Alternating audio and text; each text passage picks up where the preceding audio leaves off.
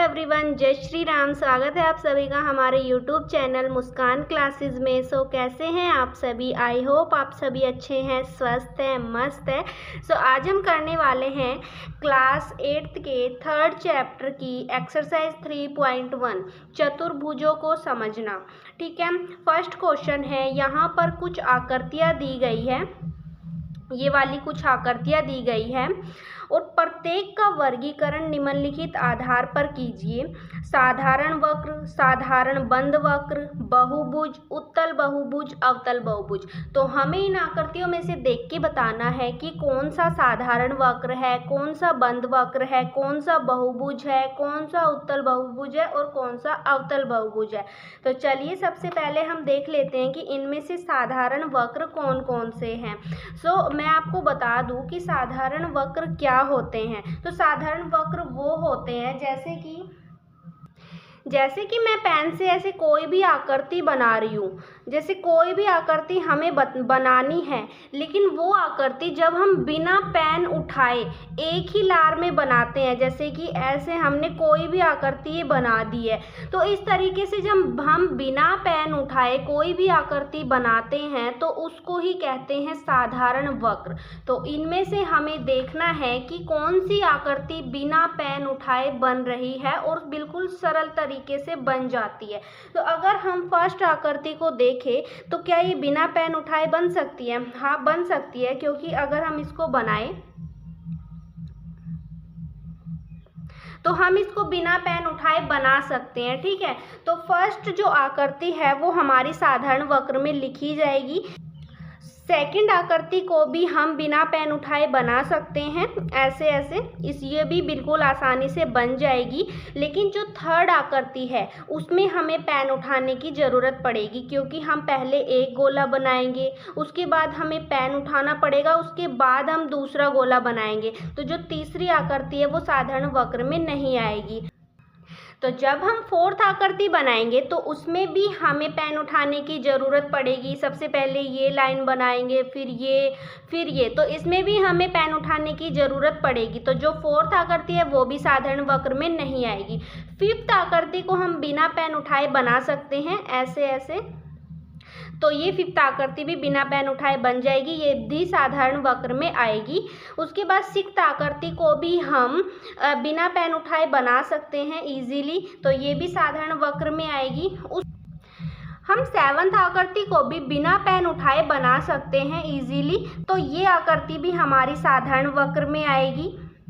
उसके बाद ये जो आकृति है ये हमारी साधारण वक्र में नहीं आएगी, क्योंकि सबसे पहले हम ये वाली आकृति बनाएंगे, फिर हमें पेन उठाना पड़ेगा, फिर हम ये वाली आकृति बनाएंगे, फिर पेन उठाना पड़ेगा, फिर ये वाली बनाएंगे। तो जो 8th है वो नहीं आएगी। तो यहाँ पर हम लिख देते हैं कि साधारण वक्र में कौन कौन सी आकृतियाँ आई है। फर्स्ट आई है,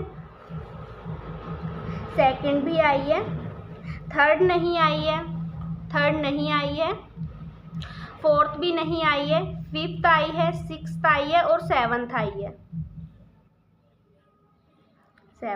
ठीक है, उसके बाद है बी पार्ट है साधारण बंद वक्र। तो साधारण बंद वक्र देख लेते हैं। साधारण बंद वक्र मतलब जो ये वाली आकृतियाँ है ये साधारण तो है ही, इसके साथ साथ देखो ये बंद आकृतियाँ भी है, क्योंकि ये कहीं से खुली नहीं है, इसलिए साधारण के साथ साथ बंद वक्र भी है। इसलिए जो यहाँ पर साधारण वक्र में जो आकृतियाँ हमने लिखी है वही आकृतियाँ हमारी साधारण बंद वक्र में आएगी। देखो, जो फर्स्ट आकृति लिखी है वो भी बंद है, सेकंड लिखी है वो भी बंद है, और जो फिफ्थ लिखी है वो भी बंद है, सिक्स्थ भी बंद है और सेवंथ भी हमारी बंद आकृतियाँ है। यहाँ पे बोला गया है साधारण बंद वक्र, तो साधारण के साथ साथ ये बंद वक्र भी है। तो यहाँ पर लिख देंगे फर्स्ट, सेकंड, फिफ्थ, सिक्स्थ और सेवंथ। ठीक है, अब सी पार्ट है बहुभुज। बहुभुज का मतलब होता है जो भुजाओं से बना हुआ होता है। तो इसमें हम देख लेते हैं भुजाओं से कौन कौन सी आकृति बनी हुई है। तो जो फर्स्ट आकृति है उसमें भी भुजाएं हैं। तो जो ये लाइंस होती है इनको हम भुजाएं बोलते हैं। तो इसमें कितनी भुजाएं हैं? 1 2 3 4 5। तो ये हमारा बहुभुज में काउंट होगा क्योंकि इसकी भुजाएं हैं। सेकंड आकृति में भी भुजाएं हैं 1 2 3 4, तो ये भी हमारा बहुभुज में काउंट होगा। थर्ड जो है वो हमारा बहुभुज में काउंट नहीं होता है। फोर्थ भी हमारा बहुभुज में काउंट नहीं होगा, क्योंकि हम देखें कि इसकी भुजाएं तो हैं, लेकिन भुजाओं के साथ साथ वो एक पूरी बंद आकृति होनी चाहिए, तो इसको हम बहुभुज में काउंट नहीं कर सकते। ठीक है, इसी तरह फिफ्थ जो आकृति है उसमें भी भुजाएं नहीं हैं। जो सिक्स्थ आकृति है उसमें दो भुजाएं तो हैं, लेकिन ये ऊपर से एक कर्व टाइप बन रहा है, तो इसलिए हम इसको बहुभुज में काउंट नहीं करेंगे।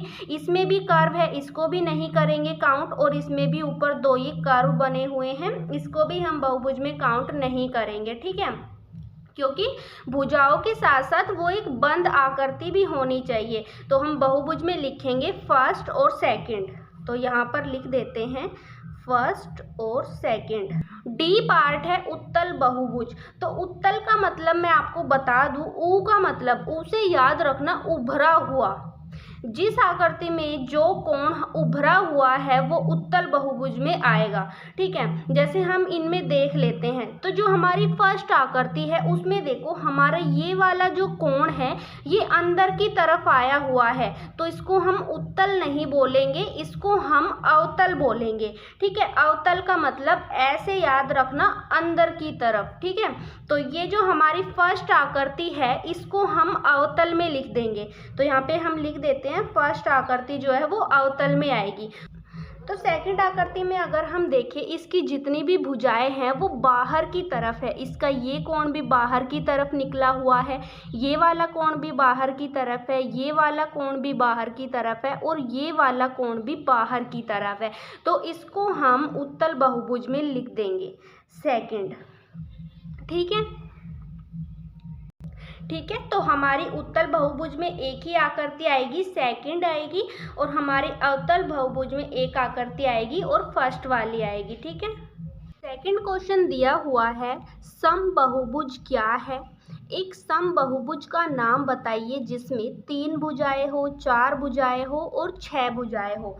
ठीक है, तो सबसे पहले हम समबहुभुज की डेफिनेशन देख लेते हैं। समबहुभुज का मतलब होता है वह बहुभुज जिसकी सभी भुजाएं और सभी कोण बराबर होते हैं। ठीक है, तो हम समबहुभुज की डेफिनेशन लिख लेते हैं, यहाँ पे लिख देती हूँ मैं समबहुभुज।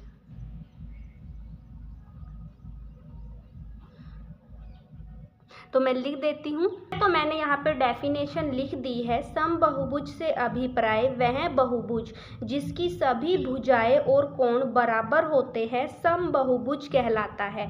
ठीक है, तो हमने समबहुभुज की डेफिनेशन यहाँ पे लिख ली है।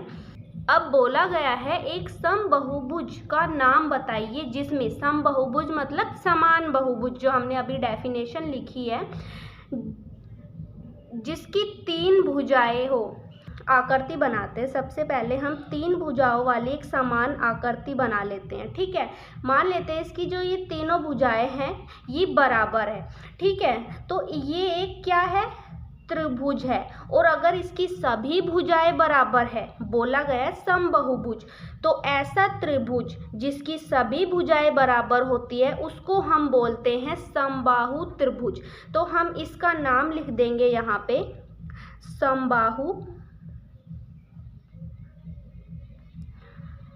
समबाहु त्रिभुज। ठीक है, जिस त्रिभुज की तीनों भुजाएं समान होती है वह समबाहु त्रिभुज कहलाता है। ठीक है, यहाँ पे हमने 3 भुजाओं वाला एक समबाहुभुज लिख लिया है, वो है समबाहु त्रिभुज। उसके बाद है 4 भुजाएं, तो 4 भुजाओं वाला एक समान आकृति हम बना लेते हैं। ठीक है, इसकी जो ये चारों भुजाएं हैं ये बराबर है। ठीक है, 4 समान भुजाओं वाली आकृति को हम क्या बोलते हैं, वर्ग बोलते हैं। तो इसका नाम हम यहाँ पे क्या लिख देंगे, वर्ग। ठीक है, उसके बाद बोला गया है 6 भुजाएं हो, 6 समान भुजाओं वाली अब हमें आकृति बनानी है। यहाँ पे बना देती हूँ, तो यहाँ पे इसकी 6 भुजाएं हैं और 6 भुजाएं ये बराबर है। तो एक ऐसा 6 भुजाओं वाला बहुभुज जिसकी सभी भुजाएं बराबर है उसको हम क्या बोलते हैं, समषड्भुज। ठीक है, समषड्भुज।